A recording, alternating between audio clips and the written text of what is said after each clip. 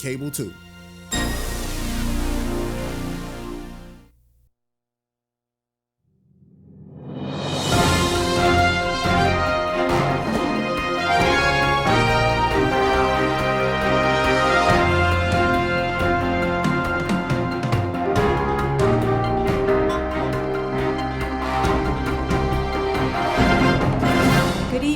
Welcome to the May 13th, 2019 Winston-Salem Forsyth County Board of Education meeting. I am Shay Woodbury, Board Chair, and I appreciate your attendance and also good evening to our viewers on Cable 2. Will you please rise as we start the meeting with the Pledge of Allegiance, and please remain standing as we do our invocation done by Board Member Calvert Hayes. I pledge allegiance to the flag of the United States of America and to the republic which stands one nation under God, indivisible, with liberty and justice for all.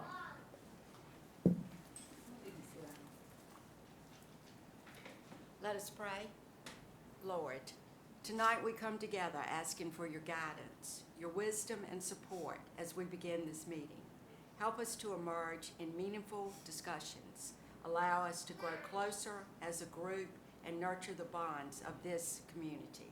Guide us as we make decisions that might affect the students, the staff, and the faculty of the Forsyth County school system. Continue to remind us that all we do here tonight, that we accomplish, is for the service of all our students, all our staff, our faculty, and all humanity within this great Forsyth County school system. Amen.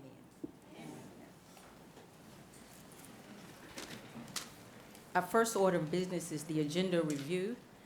If we can take a look at that and if I can get a motion to approve it.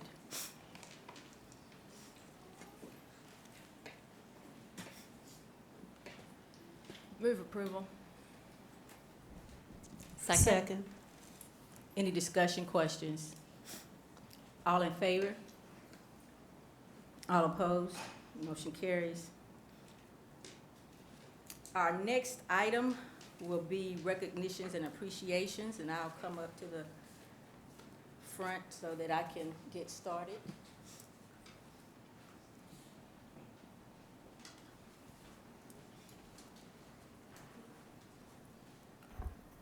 Good evening again. Before we start with our first recognition, I would just like to formally let my board members know how much I appreciate them, and I hope that they had a wonderful Mother's Day.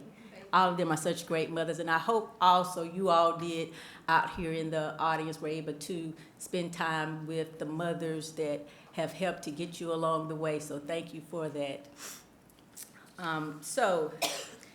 Teacher Appreciation Week is historically the first full week in May. This year, National Teacher Appreciation Week was just last week, and National Appreciation Day was May the 7th. As the chair of your Board of Education, on behalf of the entire board and Dr. Kenneth Simonton, I want to say thank you to more than 4,000 teachers in our district that work tirelessly every day.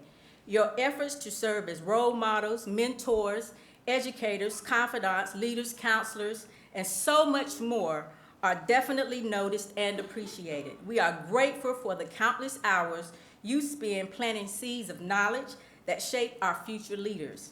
Here is a short video of our teachers in action and our way to publicly say thank you to all Winston-Salem Forsyth County School teachers, staff.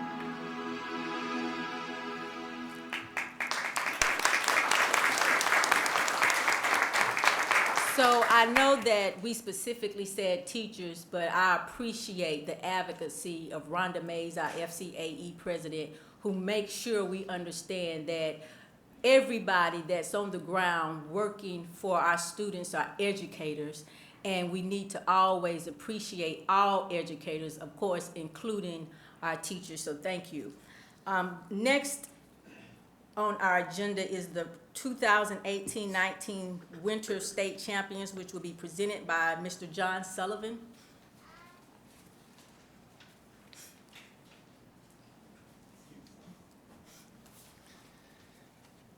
Chair Woodbury, Dr. Symington, members of the board, thank you for having us here this evening. We're eager to recognize our 2018-19 North Carolina High School Athletic Association state champs for the winter sports season. First, I'd like to recognize the administrators that are present with us this evening. Reagan High School Principal, Mr. Brad Royal. West Forsyth High School Principal, Mr. Charles McAninch. For Mount Tabor High School Principal, Mr. Ed Weiss. I'd also like to thank the coaches for their hard work, dedication, and commitment to working with our young athletes.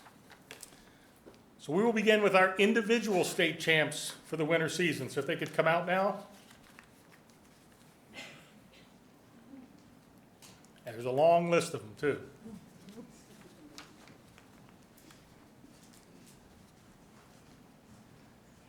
First up in swimming and diving, from Reagan High School, Max Edwards. Max was the champion in the 100-meter butterfly, setting a new state record with 47.01.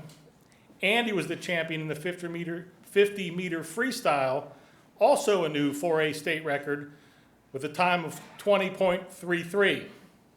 Congratulations, Max. Max is coached by Ryan Michelle.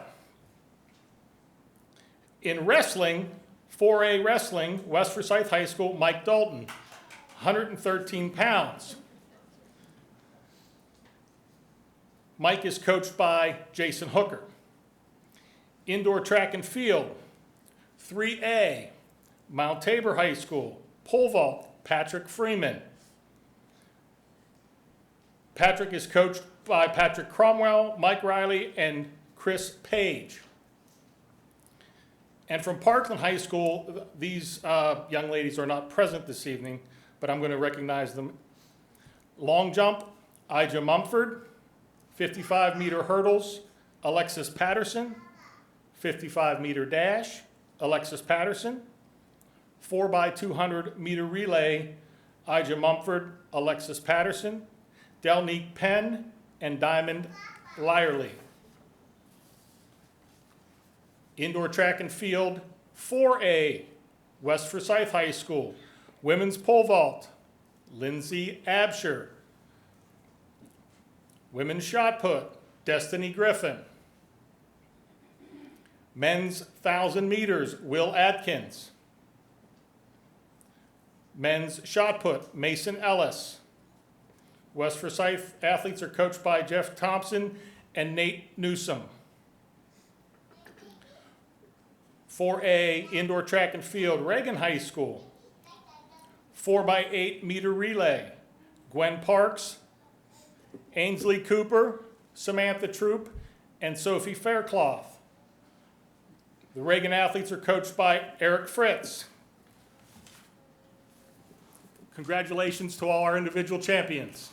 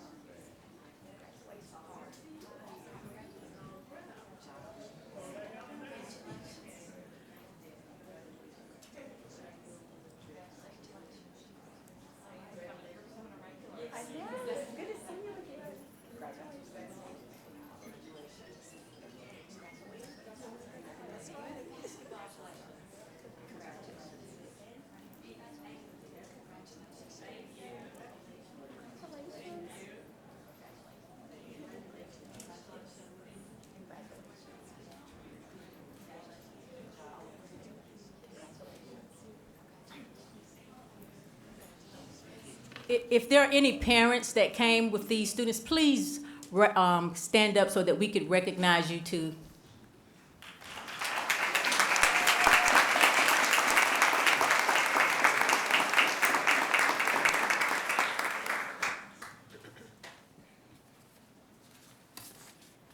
And now we will recognize the 4A girls basketball state champions from West Forsyth.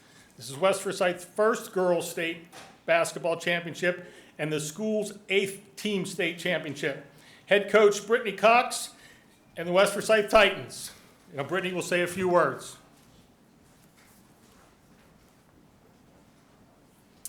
First off, I just want to say thank you all for having us here tonight. This is a special group of girls. It's been a blessing of my life to be able to be their coach. I think they overachieved maybe what some people expected, but they achieved exactly what, I think that a group can when they commit to one another.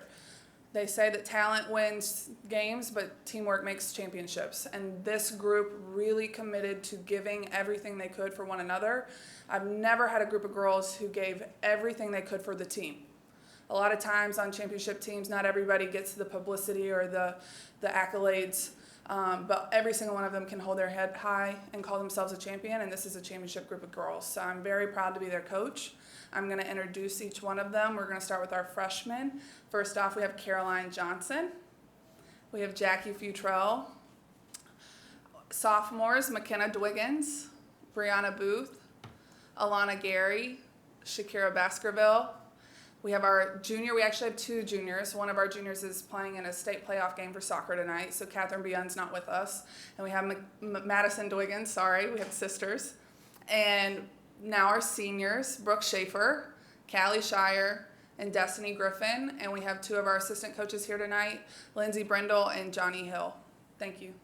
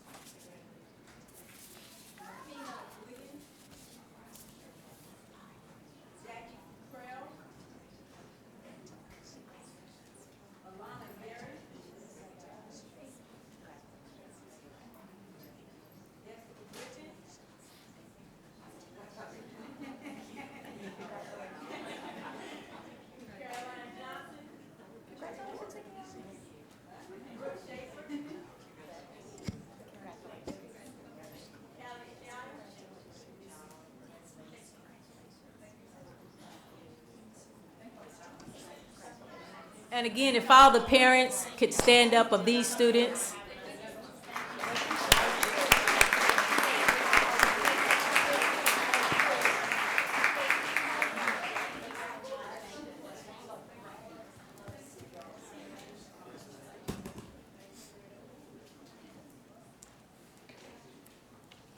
Next, we will have Ms. Penny Freeland present the Scholastic Art Awards.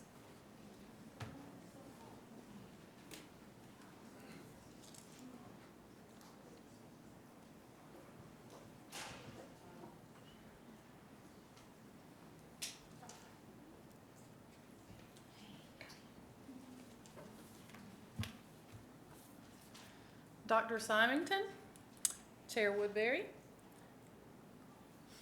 board members, and our special guest, good evening, and thank you for being here to celebrate with us. Tonight's 2019 Winston-Salem Forsyth County Schools Scholastic Art Awardees.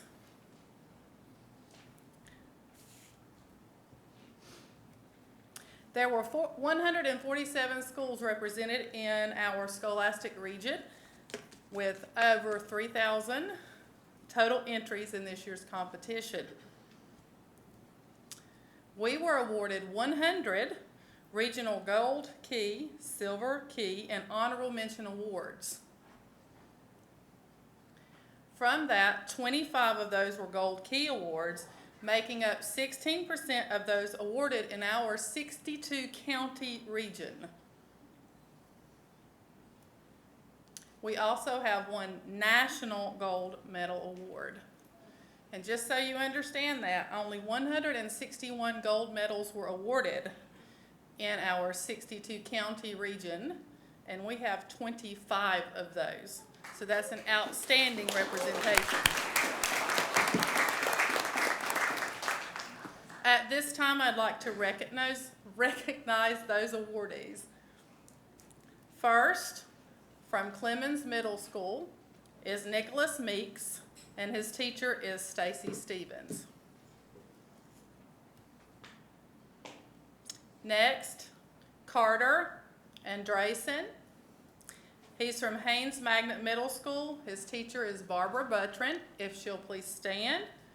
He has been given the Emerging Vision Award. What this means for him is that the judges saw his work and they really feel like he is an up-and-coming artist. So he was awarded this out of every middle school student that entered the contest. So that's a large award for him too. Congratulations, Carter.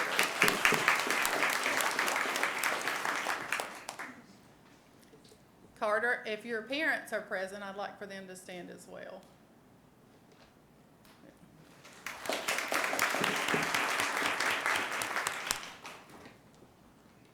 Next is Kara Spates Price. She's also from Haynes Magnet Middle School, and her teacher is also Barbara Buttrin. From Meadowlark Middle School, Aiden Lang. His teacher is Elizabeth Miller. Miss Miller, if you'd please stand, and Aiden's family, if you'd please stand. Congratulations, Aiden.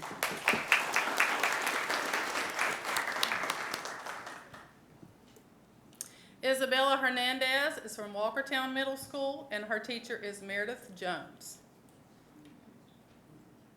Now, our high school awardees. Neil Williamson from Atkins Academic Technical High School. His teacher is Janet Blakely. Now, this young man has 2 gold keys, one from Atkins and one from the Career Center. His teacher there is Miss Andrea Raines. Congratulations, Neil.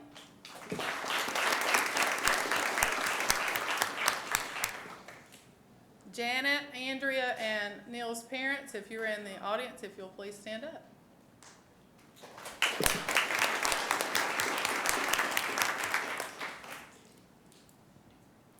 Next is Cooper Hendershot from Mount Tabor High School.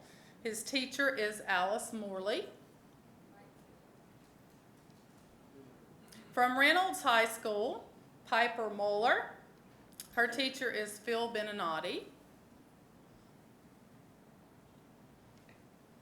Also from Reynolds High School is Sarah Owenby, and her teacher is Phil Beninati.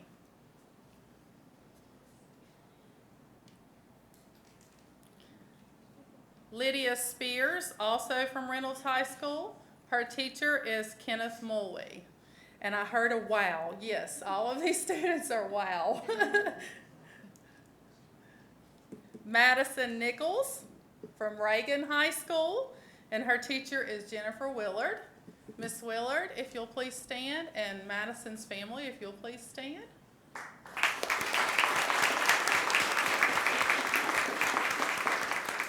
Congratulations, Madison.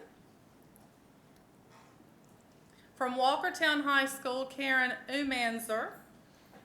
She actually is a gold key winner and a national gold medalist. Her teacher, Miss Nina Street, is walking across our platform to represent her. And she is more than excited to be going to New York City to represent herself, her student, in Winston-Salem Forsyth County Schools, where that student will be recognized for her national medal.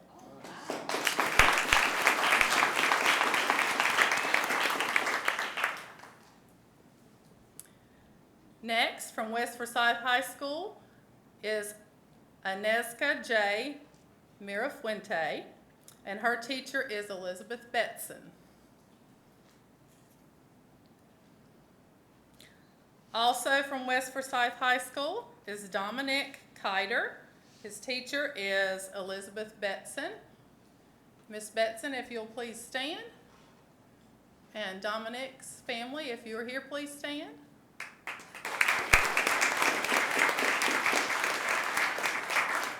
And congratulations, Dominic. Arden Gentry, also from West Forsyth High School, and her teacher is Elizabeth Betson.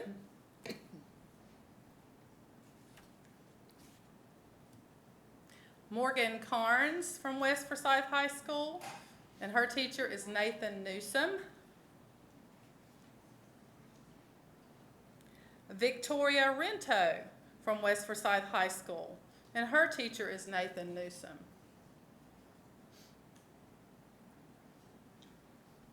Sarah Frisbee, also from West Forsyth High School, and her teacher is Nathan Newsom, and she has 7 gold keys. So we're going to enjoy them on the different slides. Here are 2.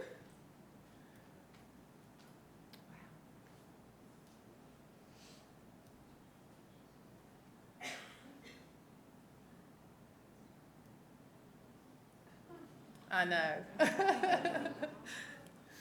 And congratulations to her.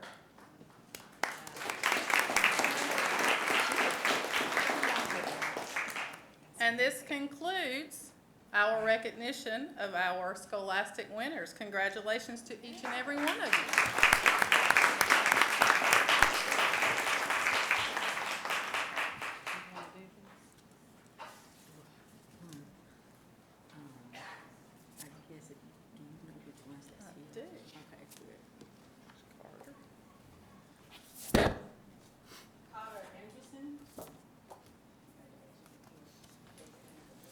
Just come right here. Yeah.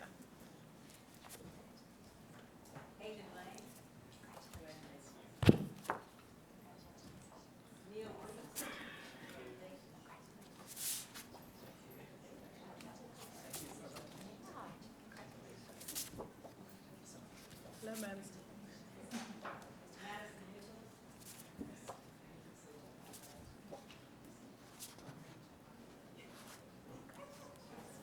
You are not Karen.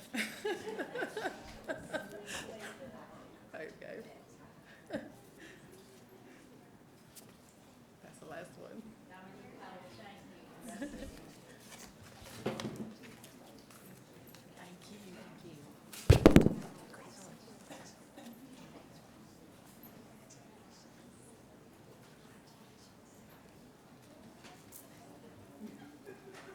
Next, we will have Mr. Sam Mills present the National History Competition winners.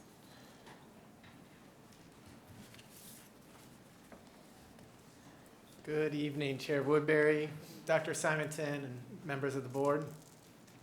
It is my pleasure to be able to recognize just several of our scholars. If they'd like to come on up while we read a little bit about the National History Day.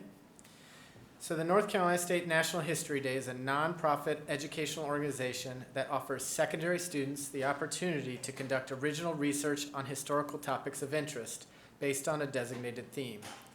Their work is displayed using one of several options: historical paper, individual or group performance, individual or group exhibit, individual or group website, and individual or group documentary films.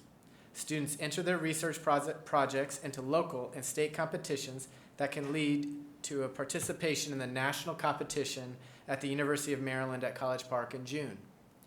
The theme for this year's competition is Triumph and Tragedy. Students from Atkins High School and North Forsyth High School represented our district at the state competition held in Raleigh in mid-April. Students at Atkins were led by Anna Lepakowski and Scott Plaster. The entire social studies department participated in mentoring and supporting students at North Forsyth. Those teachers are John Fulton, Zach Light, Krista Lyons, Ann Proctor, Heather Rowling, Tara Rutledge, and Tammy Sicanano, and Shaka Smith. Several students had second or third place finishes and/or won special recognition awards for their projects. One student, Andrea Rodriguez from North Forsyth High School, placed second in her category, Website Design, and will compete at the national competition this summer.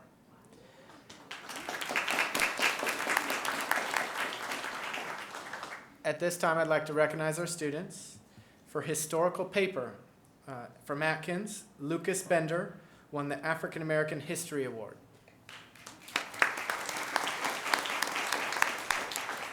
For individual performance, from North, Esperanza Vargas Sanchez won third place and a spot to compete at the national competition.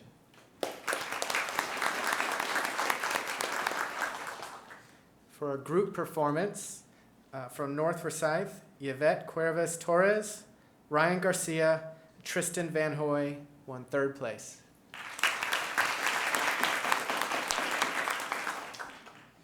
For her individual exhibit, from North Forsyth High School, Callista Greenarch. For individual website, from North, Andrea Rodriguez won second place and received the Southern History Award and a spot to compete at the national competition.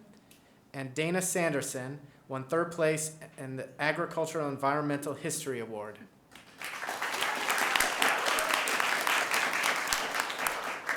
And finally, from North Forsyth High School for the group documentary, Celeste Collado and Cindy Garcia won third place in a special award.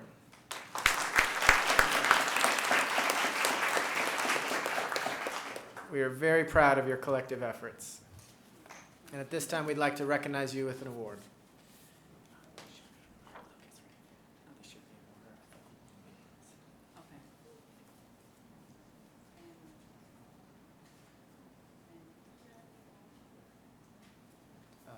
Lucas Bender.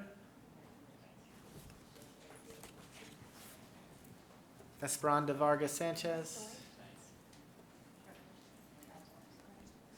Yvette Cuervas Torres. Ryan Garcia.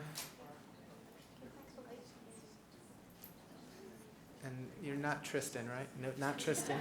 This is Callista Greenarch? No? Andrea Rodriguez. My apologies, Andrea. Dana Sanderson. And Celeste Collado and Cindy Garcia. Thank you.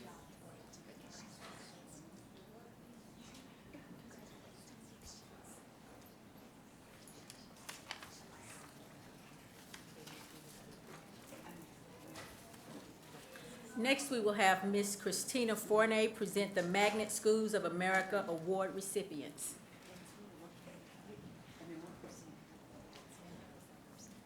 Good evening, Chair Woodbury, Dr. Simonton, and School Board. It is a pleasure to represent the Magnet Department and recognize some of our greatest assets this year in the Magnet Department. In April, I had the pleasure to attend the Magnet Schools of America Conference along with our Merit Award winners.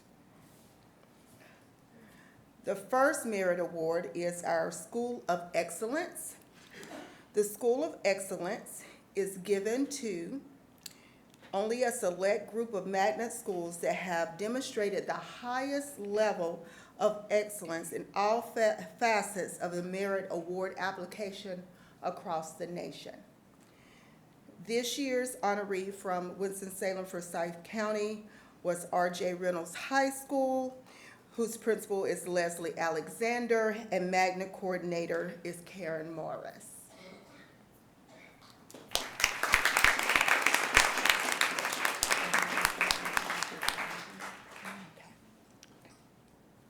Next, we have our Magnet School of Distinction. This is also a national award. It is the second level of the Merit Award given to magnet schools that have met all the basic requirements outlined in the Merit Award scoring rubric. And this year's recipient was Haynes Magnet School Principal Robin Willard and Melissa Span Speaks, Magnet Coordinator.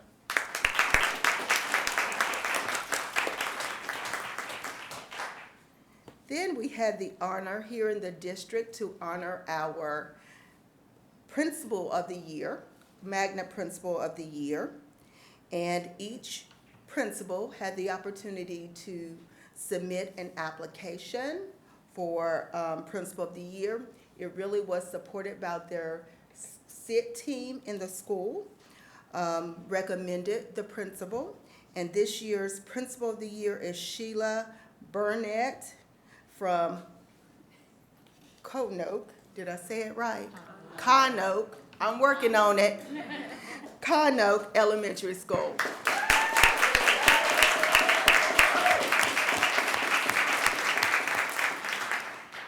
And next, we also recognized our Teacher of the Year for the district, and she is coming from Wiley Magnet Middle, and her name is Erin Eberle.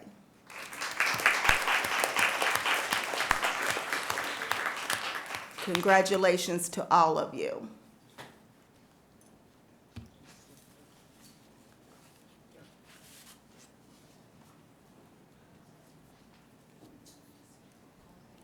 We have some representatives for Reynolds today.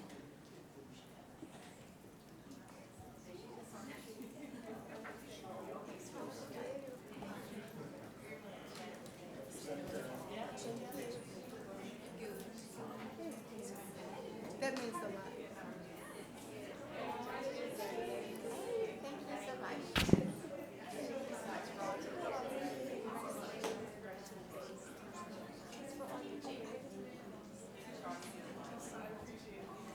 I apologize if there's anyone in the room that are representatives of Reynolds, came to support them. Haynes, Dr. Burnett, stand up, please. Thank you for coming and supporting them.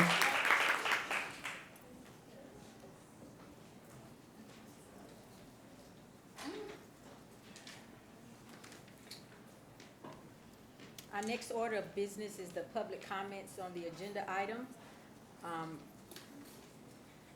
At this time, we hear public comments on the agenda items. Please know we reserve this time to hear comments only on the items that are on tonight's agenda, either for action or discussion. Direct your comments to me as the chair, and know that while we are not able to respond, I may direct you to a staff member that can answer a question when appropriate.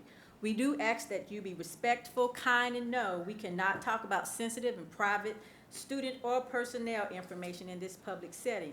While we hope it doesn't, should the comments become personal attacks, contentious, or otherwise disruptive, I reserve the right to end the comment period. You have 3 minutes to speak, and if you have more to share, always know you can email us directly.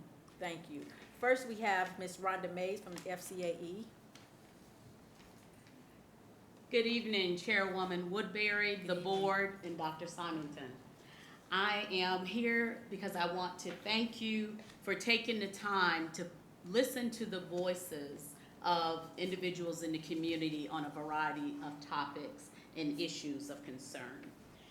You took the time to put together those various superintendent forms to do the superintendent search and in the community, and tried to make certain those were in diverse areas so people could get to those. And you took down everything that people were saying on those 4 questions, and they were consistent throughout all of the forms because I was there at each of them.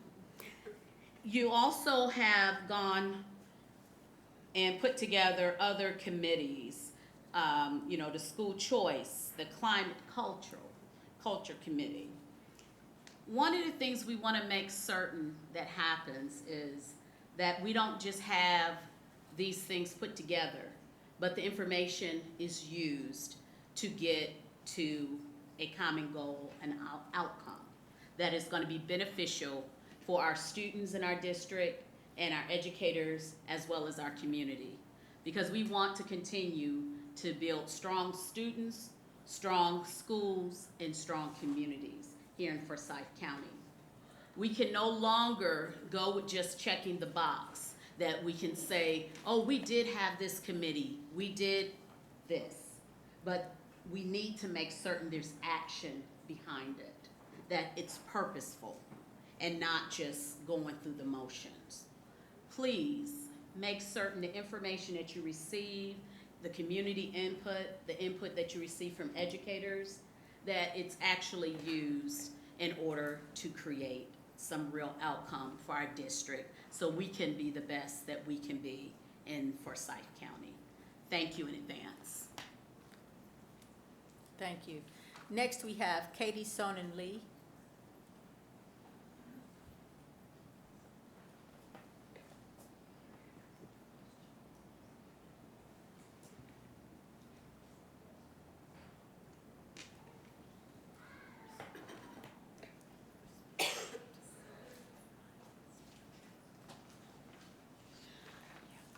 Good evening, everyone. I hope you're all doing well and had a good Mother's Day. I wanted to start out, I'm like a third generation educator, giving a shout out to all the educators, not just teachers, but the custodians, the cafeteria staff, the people that work in the office, the nurse, the counselors, everyone who works at the school, TAs, who I think are like they're like the glue that keeps everything working, at least for my wonderful son. So I want to thank them, and I want to thank you also and the teachers and staff of the schools who provide opportunities for the kids to find a thing that works for them, where they click, whether it's art or the history competition or sports or whatever it is. There's something that can speak to each kid, and it's so important that schools provide an opportunity for kids to learn and be engaged in the way that they want to be engaged. I went to the state geography bee when I was in middle school, and it was like my crowning achievement in middle school, and I think really like one of the things that kept me going, because I really was not into being at school, but that was my thing. And so I think whatever it is, it's just so important that we continue to provide support, resources, and time for teachers to do that, because a lot of them I know are taking it out of their own time.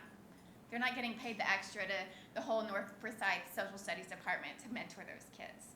That's on them, and I really appreciate it.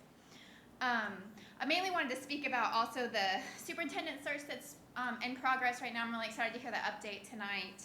I guess the main thing I wanted to say, I know it's been a really emotional week in the school system, and a lot has been going on. I know it's been busy. I said hi to Brent and told him I hope he got some sleep over the last week.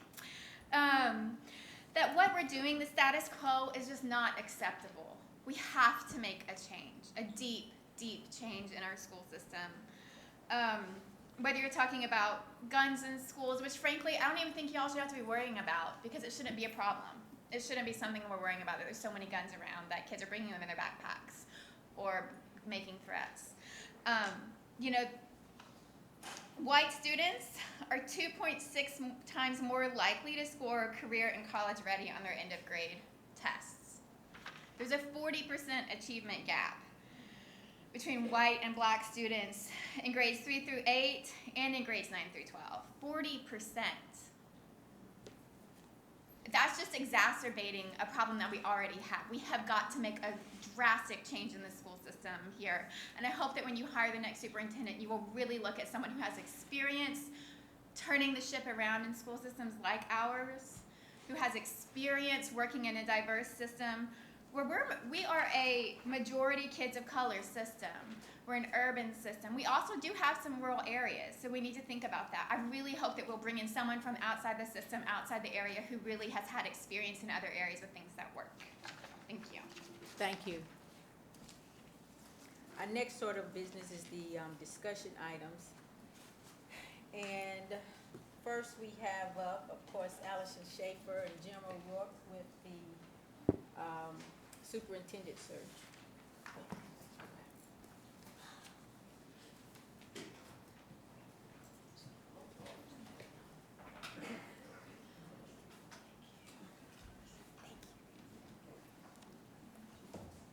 Good evening, members of the board, Good evening.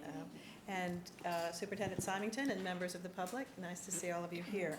What we are going to tried to be efficient about giving an update on the superintendent search, and we're also going to go over the survey and community forum results, and then we are going to talk to the board about their thoughts on what the profile should look like for the new superintendent. Let me just go briefly over where we are in the schedule. The applications are due tomorrow, and they have been coming in nicely. And I don't want to say too much about them. We still have another day, and a lot of applications come in on the last day because these are busy people and they meet deadlines, but they don't often get to work ahead, as I'm sure most of you who are educators understand. So it takes us about 10 days to prepare the materials. They'll go to the board according to the schedule that we had drafted tentatively when we talked about that before. Around May 24th, they will be available to you online in the secure place that we have made them. We'll give you access. We have them available in a password protected place because by law all that information is confidential and cannot be divulged to the general public. So the board will have a few weeks to look at the applications, and then the goal is for them to come to a meeting with their lists of folks that they believe they should interview. We normally recommend between 7 and 10 interviews. But when you're going through those, it's important to look through them and pick out the folks you're interested in talking to. That's the most inclusive stage of the process. Then we'll come together with your individual lists, and the board will choose who it wants to interview. Again, the goal is between 7 and 10 folks to interview. And that will be a closed session. So after this meeting tonight, we're going into basically closed session meetings where the actual applications are going to be looked at and discussed by the board.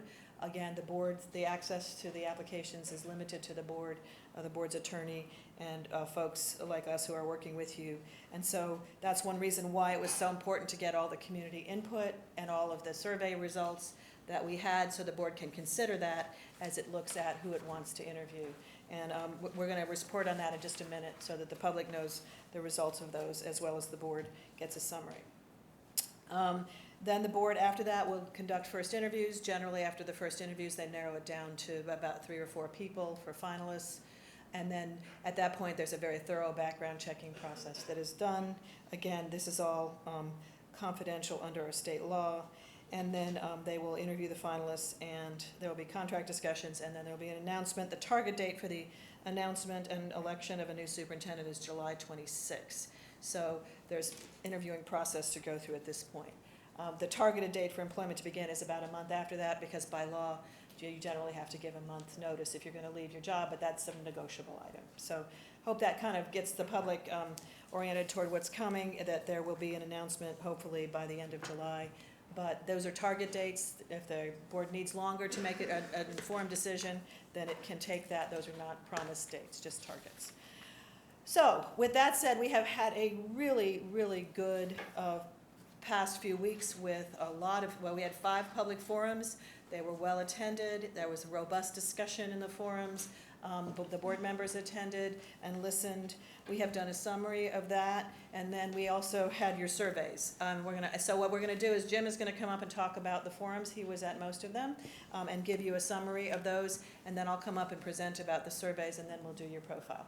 So let me just say that this is a very time-intensive process for the board, and there's been a lot of meeting and a lot of work for the board, and you all are doing really well, coming to meetings and contributing to this. So we're really excited that there's been great participation and great listening going on.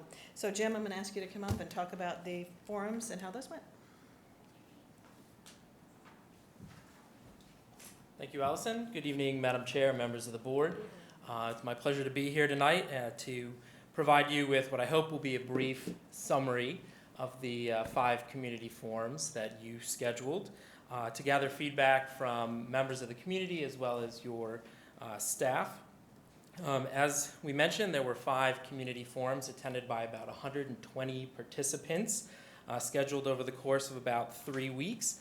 The primary focus of these forums was to get feedback from your community about the personal characteristics, the job experience, and other skills that they would like to see and have the board consider looking for in the new superintendent. We also asked members of the community to provide the board with some interview question ideas as well as some general feedback on the programs and initiatives that they would like this new superintendent to be prepared and able to continue, as well as some of the challenges that they would like the superintendent to be prepared and able to address when he or she is selected. We did prepare a summary document that was shared with you last week and we have with you tonight. We've also made it available electronically, so after the meeting tonight, if members of the community want to go ahead and take a look at that, it will be made available. I do want to point out that this summary document is just that.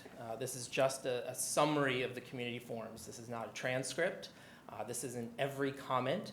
We did take all of the feedback from all 5 community forums, typed it up. All of that feedback has been shared with the board. It's about 14 pages, single space, line by line of various characteristics, as well as some of the other feedback that we shared. So this is just a summary of those comments that showed up most frequently over the course of the 5 forums. I do want to start by the big one, which is the desired characteristics, experience, and skills, because that's what we'll get into with the leadership profile tonight, and then we'll talk about some of the other feedback that you received as well. In terms of desired characteristics, experience, and skills, there were only 201 individual items listed over the course of, so that's just a few check boxes there. In terms of, we tried to group these around general themes just to make it a little bit more manageable to process. So in terms of communication and public relations, the overwhelming number of responses related to the candidate having excellent communication skills, being transparent, being able to communicate with all people, especially parents, and someone who's connected to the community, someone who's involved, shows up, and collaborates, as well as some other items there. Taking a look at some of the leadership and organizational management skills, the 2 big things there were a proven record of strong, effective leadership skills and the ability to build a quality, diverse team. In terms of educational experience, the overwhelming number of responses requested someone with teacher or classroom experience. That showed up several times over the course of the 5 forums. Just below that were requests for someone with administrator or principal experience and superintendent experience as well. Another one that I want to point out in this particular category is someone who understands and has experience with school turnaround in low-performing schools, so someone who has that ability as well. The next category we focused on was experience with diverse populations. This was another big theme that showed up over the course of the forums. The overwhelming number of responses here focused on an ability to work with diverse populations, someone who's interested in, understanding of, and focused on equity throughout the district and the community, and someone with a baseline of cultural competency and sensitivity for various cultures within the community. The next category was just sort of general personal characteristics. The most frequent responses here were someone with integrity, someone, I keep flipping through I apologize, it's very sensitive. Am I clicking through that, or is? Someone else, I think, is. You can control it yourself, Okay, I think. I'm trying to stay away from it. Okay. So in terms of personal characteristics, someone with integrity, someone who's a risk taker, willing to be brave and venture outside of the norm, and someone who's innovative as well. Jim, not to interrupt you, but I do think you have control over your own presentation, so you. Yeah, just- we're not going into Okay. the PowerPoint quite yet. Okay. Allison will pick up Okay. with that in just a minute. My apologies. The next category was business and financial management. This is just sort of a general theme. There's nothing in particular that had an overwhelming number of responses, but a general ability to advocate for funding, able to bridge the gulf between the community resources and the school system, and just general finance and budget experience as well. In terms of another category, the overwhelming response here was someone who has experience in similar districts, large, urban, diverse, academically challenged and failing, those types of things.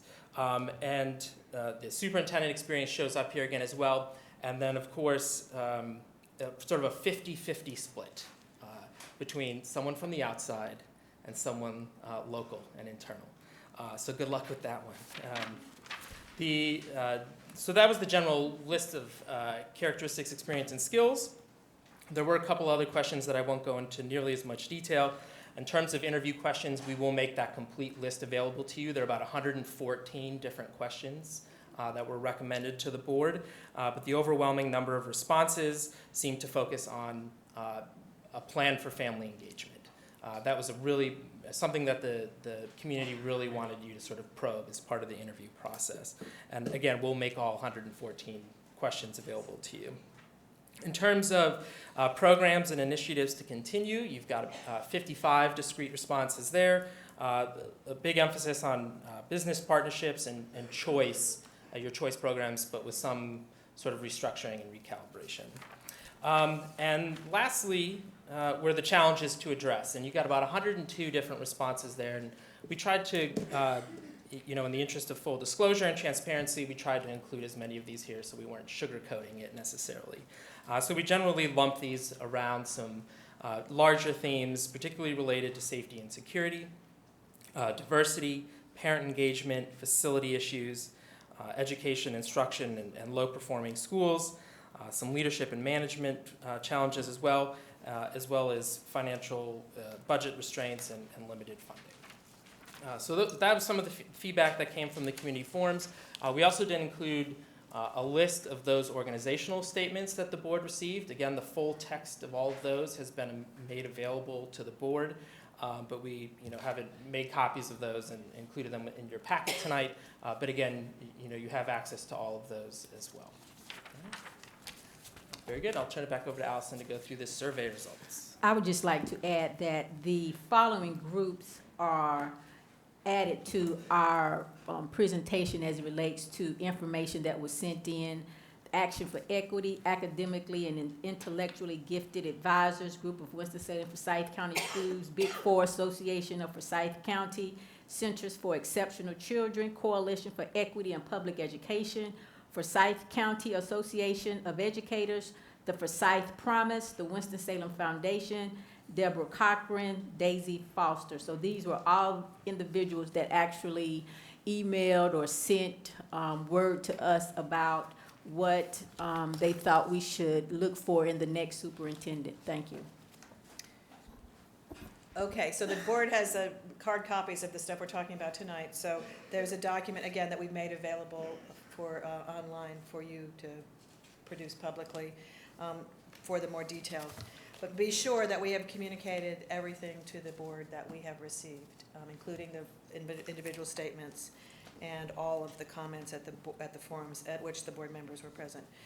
So the next thing we're going to talk about is the survey results. Now, this particular PowerPoint is just a summary of the colorful document you have here. So we did not produce that as well. This is just a summary of what's in there.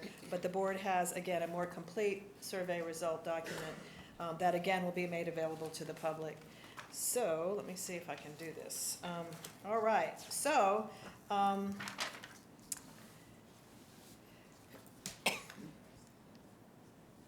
we had a really good amount of surveys responded to. We had, for the community, there were 847 started and 816 finished. That is always the case, that more people start than finish. So just that's not a surprise to us. We always do that.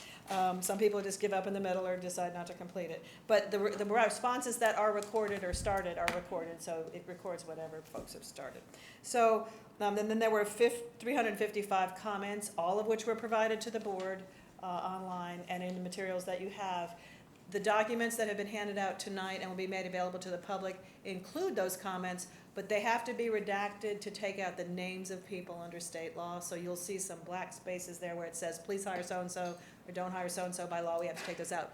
But the rest of the comments are made available. As we said early on, the surveys were anonymous but not confidential in the sense that those are public documents once they're received by the board. So that's a great number. And then we also had a similar number of staff, 869 start and 844 finish survey with 331 comments, again, which all were provided to the board. We are not going to attempt to summarize the comments because they are they speak for themselves, and they're all over the place. And you know, similar to what is in the forum results, again, all of those comments have been provided to the board just as they are, so we didn't want to characterize them ourselves. So we did collect demographic information on the community folks that responded. The first yellow line there is folks who live in the Winston-Salem area. And again, these are optional items, so people can choose to respond to that or not. The blue, the second column is my child attends the Winston-Salem Forsyth County Schools. Pretty much everybody, so many of the people that responded, almost all of them said they had children in the schools. Then we had a student or two. We actually had a separate student survey. We're going to talk about that as well. Just a student or two responded to this one. And then the red column, the smaller red column, says, I represent a household without school-age children. So there were some that said that. And then retired folks is the small gray column. And then the orange column is business community representatives. So that's kind of who responded. So some people without kids, an overwhelming majority of them with students in the school system. And those parents or respondents who had children attending the school system, a few at pre-K, the most for elementary school, the second most for high school, and the middle, the least in terms of the K-12 grades, were for middle school. That is consistent with the sizes of the schools. So there are more kids in elementary school because there are more grades there. And then high school has the next most grades, and then middle school. So that's pretty consistent. So you've got a pretty consistent range of parents from each area. We did have a survey in Spanish, and again, the order is a little different, but the blue column, which is the largest column, is when the people who had children in schools. And we had 9 Spanish respondents, which again is more than we often see. So that's great. And then those who live in the attendance area are the yellow column, and then we had the small green column all the way to the right is that they represent community businesses, which I thought was really interesting as well. So you had a few, I guess that's orange there. And then the red column was no children in school. So you had some with no children who still responded, and some business people who responded. So we made a Spanish language survey available as well. The results were actually, of the actual questions, were incorporated into the main community questions, just so you know. Okay? Staff, sorry. Select your current job assignment. 10% approximately, or a little over 10% were administrators, 60% were teachers, and about 30% were other staff, support staff. So again, that's probably relatively consistent with the numbers in your school system. And if assigned to a specific school, grade levels were about 50% elementary school, 32%, almost 33% high school, and then about 18.6% from middle school. Again, more consistent with the numbers of staff there. So let's talk about what they said. There was one of the things we remarked on is that there was an amazing amount of consistency between the staff and the students, and the staff and the community surveys. We don't often see that. And so the first thing that folks said about the most significant strengths of the school system, and that we were asked to select 5, was excellent teachers and staff. Both the community and the staff said about themselves that is what is our strength, and that's great that they have that confidence in themselves, and that your community has confidence in your teachers and staff. That's great. The second one is a supportive community, and again, that's great because both the community and the staff said that's our second choice about what's a strength. And third is supportive parents. That was number 7 for the staff.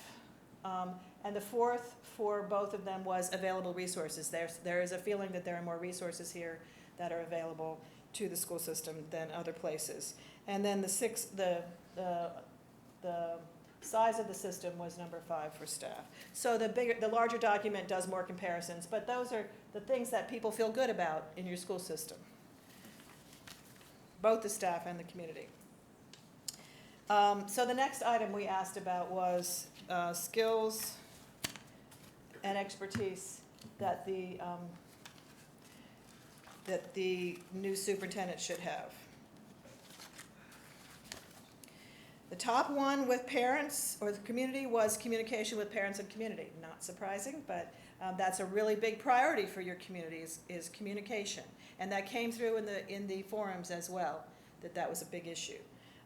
For the staff, the most important thing was managing a diverse staff and student body. And that's not surprising either, because the staff is concerned with staff issues and the community is concerned with community issues.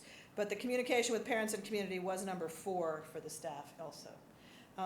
The number 2 for the community was educational leadership, also the number 2 for the staff. And then number 3 was managing a diverse staff and student body. That was number 1 for the staff. So the top 3 were relatively the same.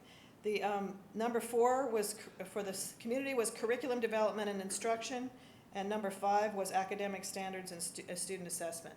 On staff, it was educational leadership again was number 2. Staff relations, which was important to the staff, was number 3. And again, communication with parents was important, as well as organizational leadership. So that is what folks who took the survey said that they wanted. The traits that they want to see in a superintendent: commitment to high student achievement is the number 1 priority for your community, and number 3 for staff. Number 2 for both of them is integrity. Number 1 for the staff is values employees. So again, the staff is concerned about someone who is supportive of the staff, and that is the most important thing for them. And that's number 3 for the community. And number 4 is exactly the same, commitment to community, and number 5 is proactive. And if you will notice, those 5 elements are the same, and they may be in a slightly different order, but they're the same for both of your students and staff. And I'll just be honest, we rarely see this much consistency between the staff and the community. And that's really helpful, I think, because it gives the boards things to focus on. So then we went on to rate the top 5 experience and qualifications that the board wanted to see. Number 1 for both groups was experience as a classroom teacher. Again, that came through in the forums as well. Number 2, very much consistency. Experience in instruction and curriculum development, and that's number 5 for the staff. For number 2 for the staff was experience in budgets, finance, and acquiring outside funding. That was number 4 for your community. Experience as a principal rated high, number 3 for the staff, number 5 for the community. So those things had a lot, and then number 3 and 4 for the staff and community were experience as a superintendent with a proven track record of success. What we heard in the comments at the public forums also emphasized that.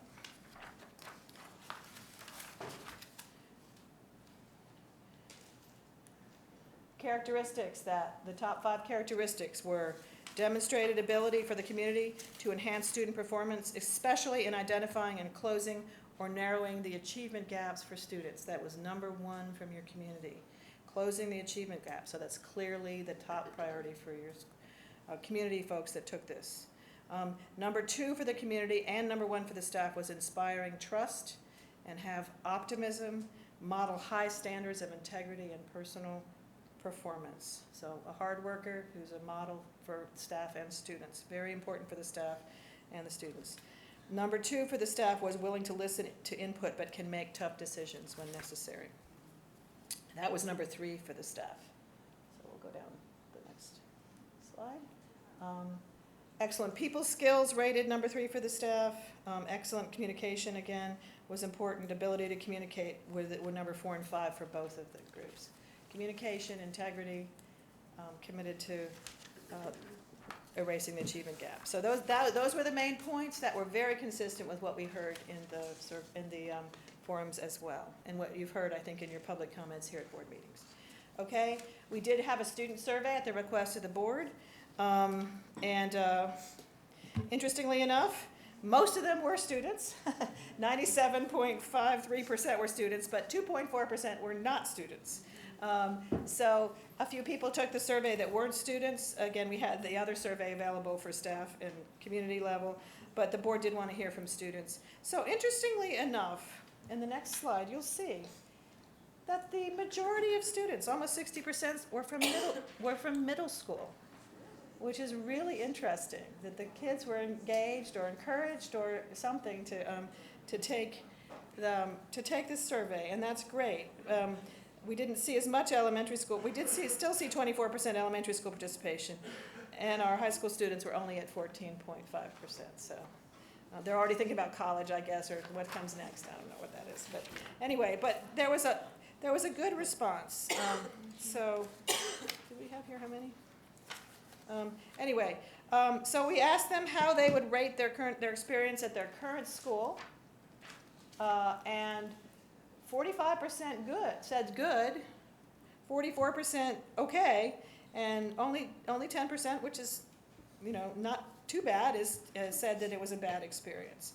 We want that other 10%, of course, to feel better at their schools, but I think that's a positive message for the board that we're reaching most of the kids. You're reaching most of the kids. On a scale of 1 to 3, they were asked how they would rate their overall experience since they started school, and more of the students said that it was better. Only 7.9% said it was bad.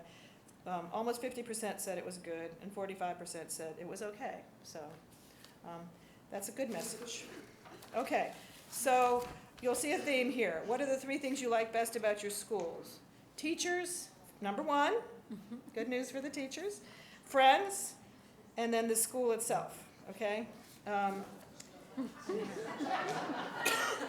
And then we said the 3 things that you would change about your schools. Teachers, they like you, but they want to change it. Okay. School, and then time, like, too much time in school, have to be to school too early, that kind of thing. So they would like to change that. So, what do they think the characteristics this new superintendent should have? That he or she should be nice. They should have good experience, and they should be a good person. Thought that was thoughtful. Okay. And then, what is one question you would like the board to ask about the new superintendent before he or she is hired? That was a little hard to understand this one, but what about the school, and then about students and about kids? So the kids want questions.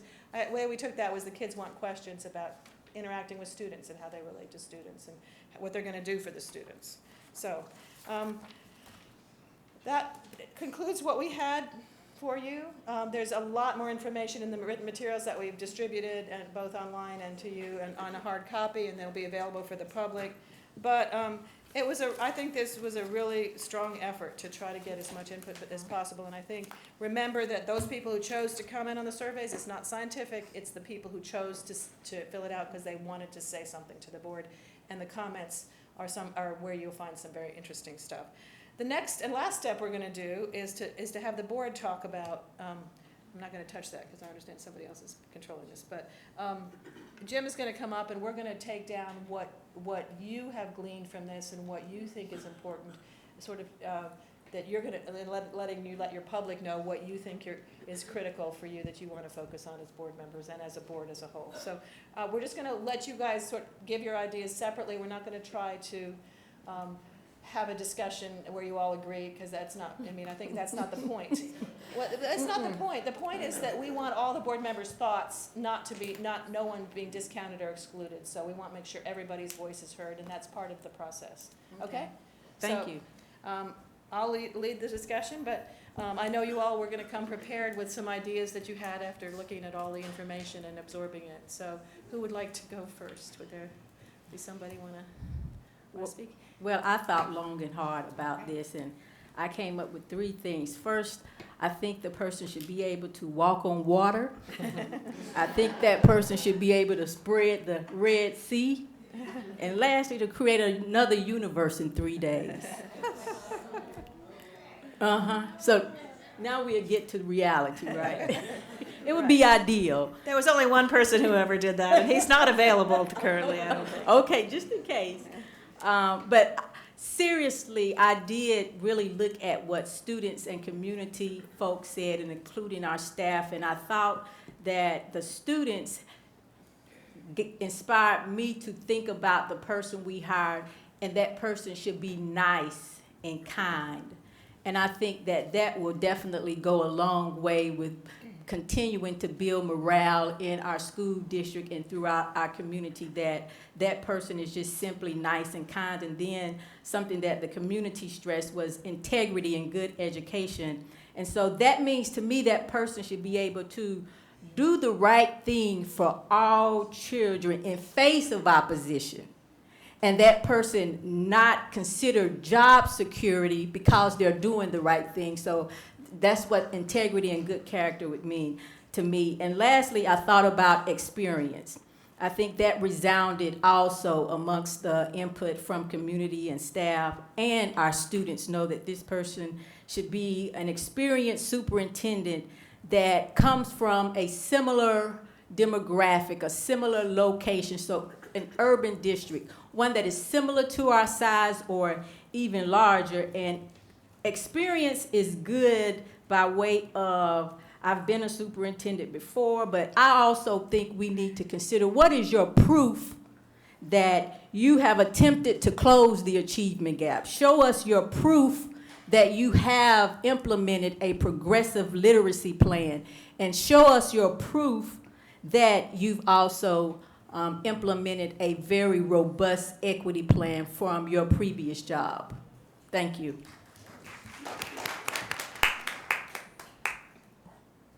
Oh, you didn't put walk on water, huh? That's just assumed. And you stole my thunder, because I usually end up by saying, yeah, we need somebody who walks on water. But anyway. Madam Chair, Yes. can I have, I'm looking for somebody who has high standards personally and professionally, is highly regarded based on their actions and leads by example, and surrounds themselves with the best qualified staff, and is highly visible throughout our school district and community. I want somebody who manages with enthusiasm and positivity and creates a work climate that is supportive, encouraging, and rewarding. Ideas and solutions need to be generated primarily within schools and supported through district administration. We're gonna have to go back and watch Sorry. the tape. I'll give you my sheet when I'm finished. You're trying. I'm also looking for somebody who can bring community leaders together to address root causes that are barriers to getting an excellent education.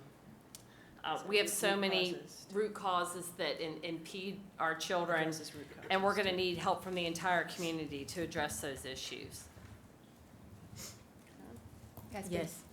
Well, based on the community input that I read and my own feelings about what I think the next superintendent's qualifications should be, the superintendent needs to be committed to maintaining high standards of academic excellence by challenging each child to reach to his or her full potential, to support all schools, regardless of their ranking, with continued and expanded support of the HAG and AG programs offered in our system. Someone who understands the importance of early childhood education with a laser focus on literacy and closing the achievement gap. Someone who values diversity and stewardship, parental and community engagement, and social emotional learning. Someone with integrity, transparent, trustworthy, a visionary, delegator, strategic thinker. Someone who values debate and is inclusive in decision-making, and someone who stands up for our teachers. A CEO that isn't afraid to make the tough decisions to turn around failing schools and move our school system forward. The next superintendent needs to support and train the principals and place them in the appropriate school environment based on their experience and talent. Every school should have a principal who is supported and is a strong leader. The next superintendent needs to understand the needs of our community and the great urgency to come together as a community and move forward. And we are going to ask the board to give us their written lists if you have them. So because we're trying as hard as we can to keep up with you, but there's a lot of I'm enthusiasm. older than I look. Yes. When I look at this, I don't have something that I have really written down, but it's the way that I feel. And I feel that we need a superintendent that can realize that all our schools are important. Not one on one side of town or one on the other side of town. I want all our schools to be number one in Winston-Salem. And that's very, very important to me.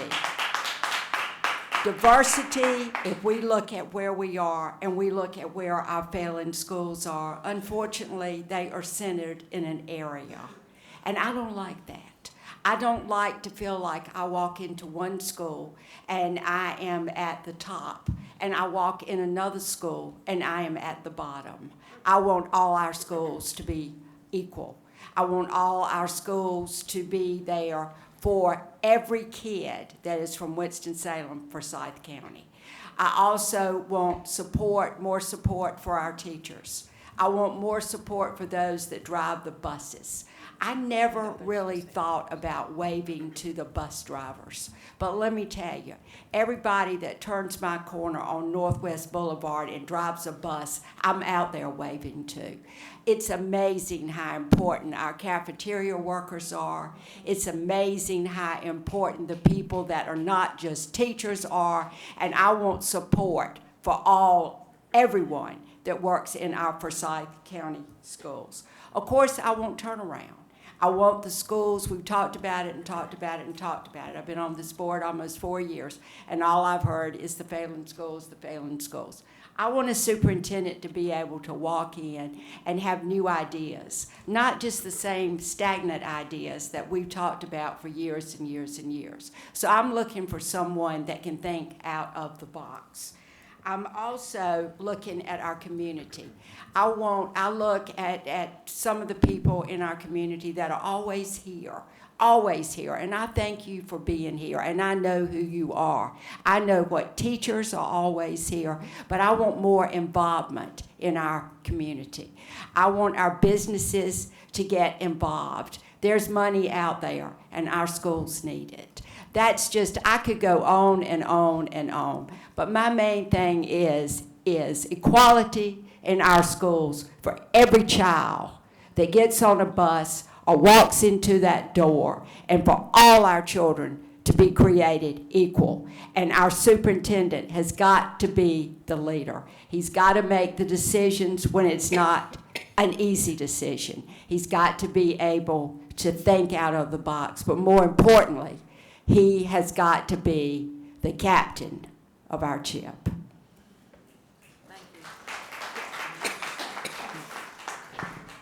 Any volunteers or? I think that my fellow board members have pretty much covered everything. Okay. But I'm going to add one small thing. I want our superintendent to be able to understand the word no and be able to say it strongly to us and to anybody who tries to limit them in their ability. They need to be very, very strong-willed.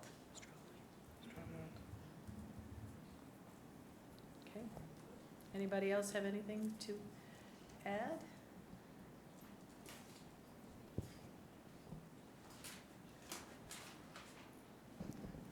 Get my microphone on here.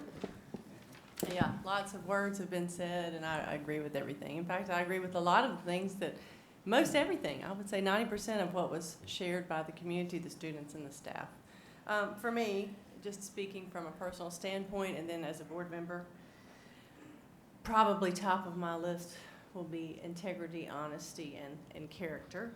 And then someone who's not afraid to take risks and make fast changes when we see that things are not going the way we want.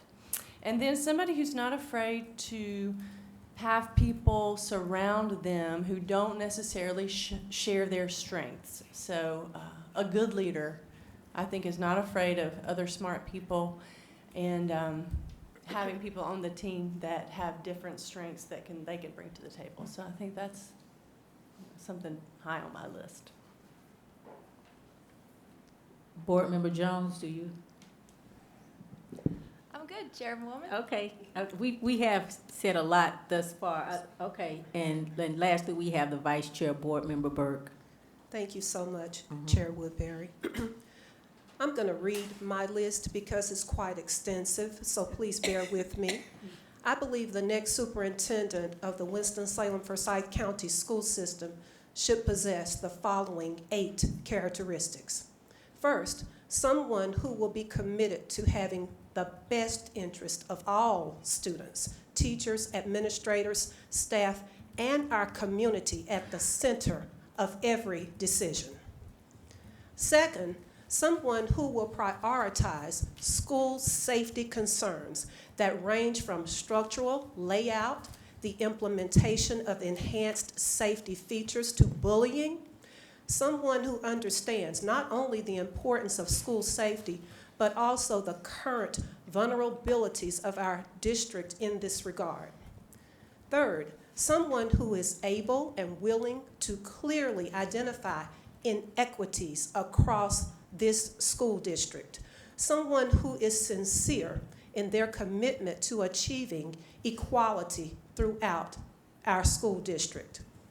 Someone who has a strong sense of ethics. Someone who understands that operating ethically does not mean having the ability to justify actions that achieve a particular agenda, but rather someone who does the right thing simply because it is the right thing, regardless of who supports such actions. Fifth, someone who can hit the ground running. Credentials are not enough. That's a minimum. Old ideas with new names are not enough. Solutions limited to new and more are not enough. The next superintendent needs to have the ability to address the needs of this district from the position of what has already been tried, what has not been successful. So, experience and familiarity are critical. Someone who has a deep understanding of the history of this school district dating back at least 20 years. Not just an understanding of the district now in its current state, but someone who is familiar with the evolution of this particular school district. Someone who is familiar with the individual schools within our district, the changes that have occurred throughout this school district in the last several decades. Changes in structure, changes in dynamics, what has already been tried and tested, what has not worked, what has failed. Because in that knowledge lies the breadth and depth of the transformation that has occurred within this district, along with the mistrust, frustrations, and feelings of being excluded that have developed as a result and that run deep across this community. Sixth, someone who will be able and committed to prioritizing high needs schools. Someone who has a clear and aggressive plan for addressing the achievement gap as well as the literacy deficiency that we have in our district. Seventh, we've acknowledged the need to make a commitment to the social, emotional well-being of our students, but we also need someone who will make the same commitment to the social, emotional well-being of our teachers, administrators, and support staff. Finally, our next superintendent should be someone who will be able to develop multifaceted solutions to address the needs in this district. Someone who will understand that the instructional and educational experiences in one school may be different in another school. For years, educators working on the ground have expressed concerns with being provided solutions and support from individuals who lack the wealth of hands-on experiences dealing with the very problems they are hired to provide prescriptions for. Teachers and educators are tired of being given the help and support that they don't find helpful and supportive. Our next superintendent should be someone who sees the value in developing solutions by drawing on the knowledge of individuals who have the greatest experience in handling such problems with their boots on the ground while working in similar situations. Not just individuals with years of experience observing issues and problems from a distance. Thank you. Thank you.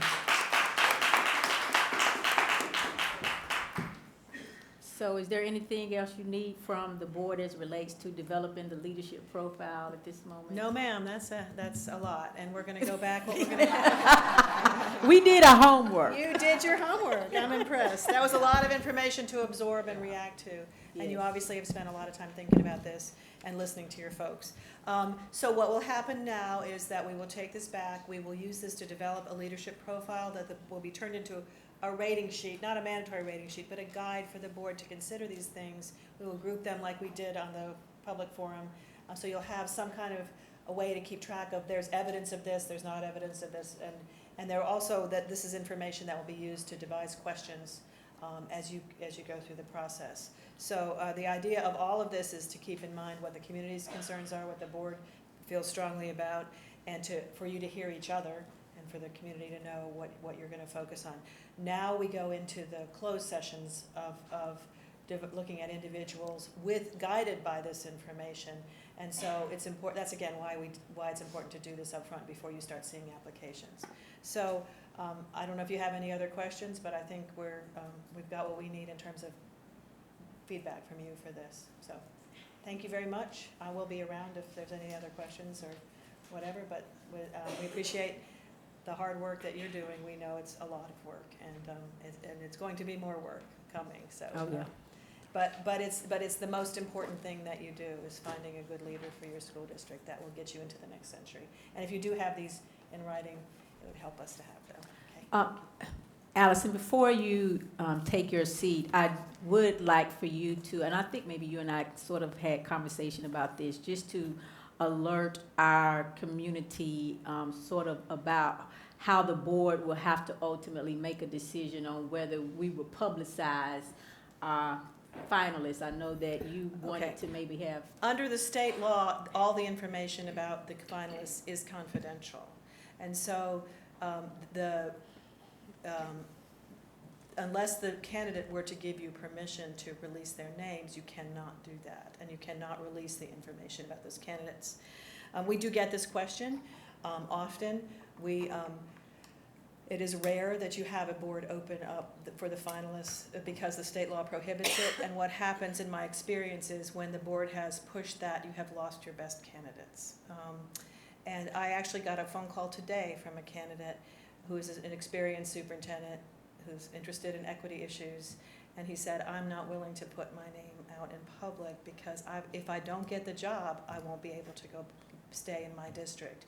And so what we have found over the years is that if you do push that issue, then you're going to lose the people with experienced superintendents, and I hear a lot of a push for somebody with experience because they cannot, if they don't get it, then it's very public that they don't get it, and then they are perceived to be not serious about staying. In fact, we had someone in an urban district we worked with relatively recently who was an assistant superintendent, and we didn't even put the names out publicly, but when he told his board chairman and other board members that he needed to get references because he was a finalist, he was fired from his position. So you're talking about people's livelihoods here. It is a very difficult place to put them in a position where they may lose their jobs because they're applying here. So that's one reason why we do, our state law says it's confidential, and there are good reasons for it. And I also think that if it's confidential, then you have a better chance of getting better candidates and keeping those candidates. And that is what we've found over the years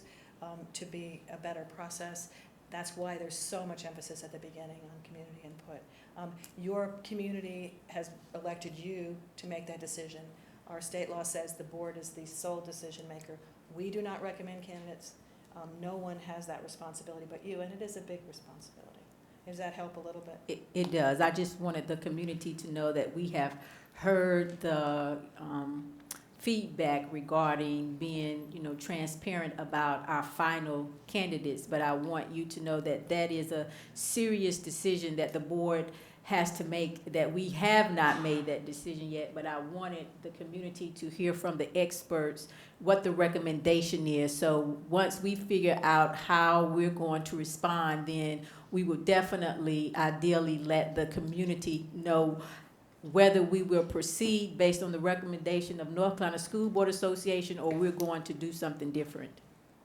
Thank you. Thank you.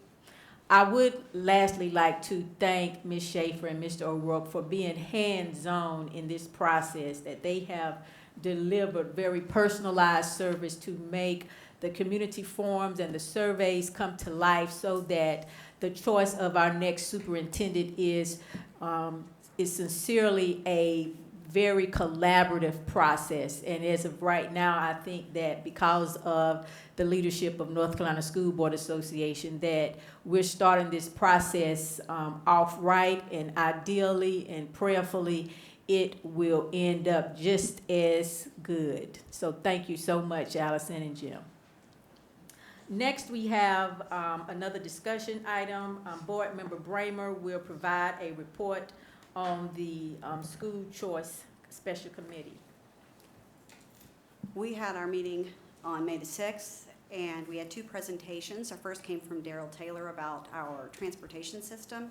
3,000 students actually take our school buses from our magnet and our residential choice schools. He covered that the budget is paid for by an efficiency rating system, so we meet a state standard. We are 90% efficient. That means 10% of our dollars have to come from the local budget. We also found out that there's a driver shortage, that there are some students that are riding more than 90 minutes each way to school and home. We're going to get a report on how many students those are. That means that some 7th graders, 6th graders, and 8th graders are leaving at 5:30 a.m., and some high schoolers are coming in after dark. So we want to know who those are and how many there are. We are also going to get a comparison of cost of busing today with the choice system versus what it used to be when we go, if you bring forward the dollars back from pre-choice days. So we can compare and see what choice has done to the busing costs. Our second program came from Christina Forney on the magnet programs. We covered the efficacy of magnet enrollment.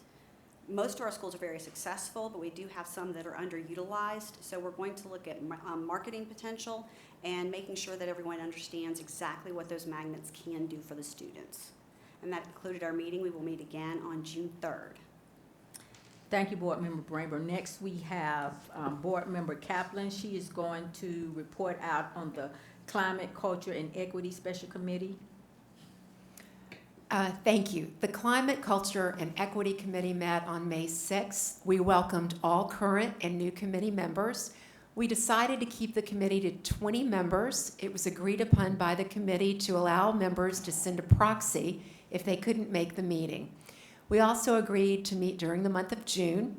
Additional outcomes that the committee wished to accomplish from May to December of 2019 were surveyed. The responses were very well thought out, and I will see if Alex can post the feedback on our website. We look forward to discussing all of the ideas at our next meeting and ways to implement them. The Climate, Culture, and Equity Committee would like for our district to develop our own unique equity policy. To assist with this task, Dr. Karen Roseborough reviewed 2 equity policies, one from Charlotte Mecklenburg Schools and one from Orange County Schools. The committee, as well as other attendees, divided up into small groups to discuss these 2 policies and what they felt were the most valuable from them. Each group had a spokesperson who summarized what was important. The position of Equity Director will be posted soon. Dr. Symington, I don't know if you have an update on that, but after I give this report, I'd love to hear. And we will keep you informed. We also have 2 equity coach positions, but we've decided not to post these until we get a director on board. The meeting was adjourned. Thank you. Next, we have Board. Okay, sorry. You gonna? So the equity position will be posted this week. Okay, great. Thank you. Thank you. Next, we will have a report from Board Member Kaplan again for the Finance Committee. Thank you. The Finance Committee met today at 4 o'clock. Frida Lashmet discussed the budget amendment number 7 and the transfer number 7. The discussion revolved around money received from local funds, rebates, state funds, capital outlay funds, and the transfer of funds toward various school needs. There was some discussion by Wayne Laughlin as to how the various rebates are allocated to the different schools. Also clarification on how Greg Gentry, who's program manager, athletics director, determines how the Pepsi rebate money has been distributed to the different schools to meet some of their athletic needs. It was noted that this contract will no longer include school boards, ice makers, et cetera, due to the falling sales with Pepsi. The meeting was adjourned. Thank you. Thank you. Lastly, we have Board Member Crowley. She will give a report from the Buildings and Grounds Committee. Yes, Buildings and Grounds met today at 4:30. And we had an update on our composting pilot that has started at Spees Elementary. This is Jessica McCrory here. Jessica, if you would stand. She is the parent at Spees who's been spearheading this for us. And we'd also like to thank Lauren Richards. I don't know if she's still here, who is our child nutrition staff person who has facilitated this project. At Spees, they determined about 80% of the waste that school lunches were producing were compostable. So with the help of Lauren and Every Tray Counts and a group of moms, Women of Action, and Jessica McCrory with Spees Elementary, they started a composting program where the children go through the lunch line when they get ready to throw everything away, and they separate their waste. And about 80% of the waste gets picked up every week and taken to a composting farm. We'd also like to thank Kai Ennis and Eric Mathis, who are teachers at the Career Center, who helped facilitate this as well. It is in the pilot form, and we already have other schools who are really excited about it and would like to try it. And we're looking at probably at a minimum changing all schools that are using the polystyrene trays over to the compostable trays. And then it would be up to each school to figure out if they want to take it to the next step to do the full composting program. We hope to finalize some land acquisitions for Ashley and Brunson, and we have a target of the end of June for that. Also in our meeting today, we voted, and they'll be voted on at this meeting, land purchases for Louisville Middle. We had a couple properties that needed to be finalized to make that land acquisition complete. We have a change order for Paisley Lowrance that had to do with soil conditions there. And we voted to replace parts for an HVAC system at Winston-Salem Prep and agreed to a lease agreement with a business that is adjacent to central office for them using parking spots at central office. There's also surplus property that we voted to list on Gov Deals, and those are excess mobile units. Colin Moore gave us a bond update. Paisley Lowrance is on schedule. Conoke is also on schedule. Renovations for the Glenn Stadium are projected to be finished by July 2019. And construction documents are near complete for Easton. Philo Hill is in design, and schematic design is complete for the Wiley addition. Thank you. Before we go to our next order of business, I want to thank the leadership of board members Kaplan and Crowley for taking on the initiative of our compostable trays and making it a reality. It came before us as an idea, and they really worked hard to inform and educate the board, and then to get the necessary folk involved from the district staff to take it into our schools. And so I think ideally these are some of the things as board members that we want to do in order to make change out in our schools. So I thank them definitely.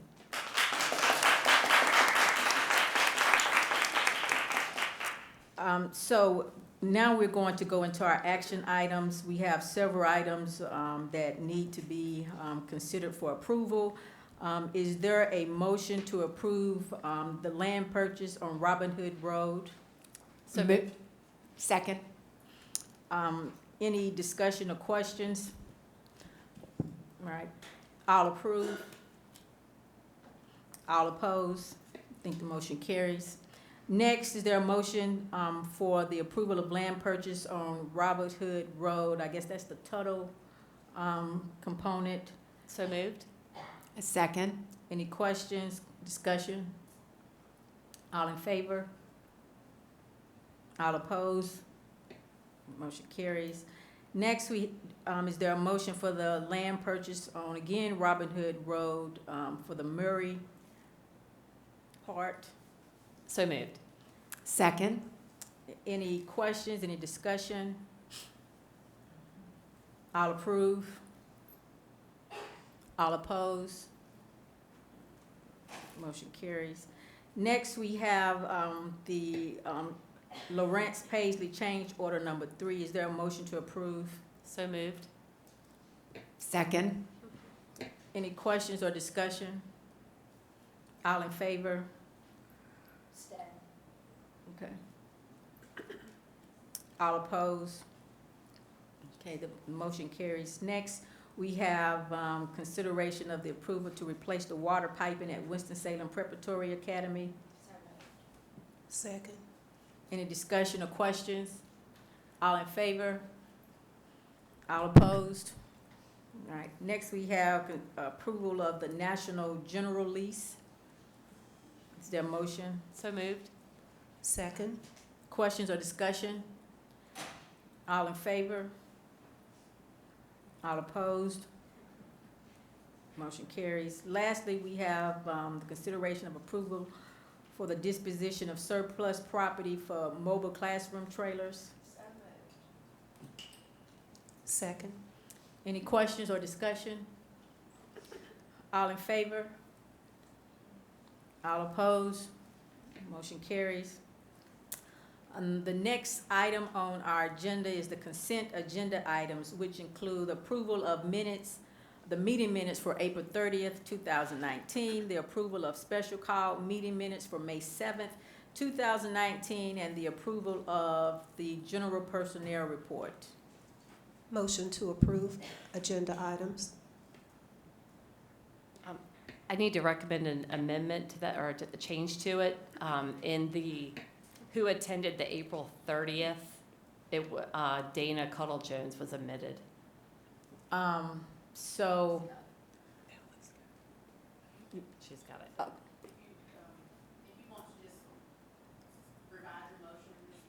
yeah, I approve with the change adding Dana Cottle-Jones. Thank you. so the motion is to approve with the adjustment of adding Board Member Jones. So I need to get a second. I second it. Okay, any questions or discussion? All approve. Any opposed? All right, carries with the adjustment. Before we begin the section of our meeting in which anyone can comment on anything, we say good night to our Cable 2 viewers. Thank you for watching, and this concludes our broadcast. At this time, we will open the meeting.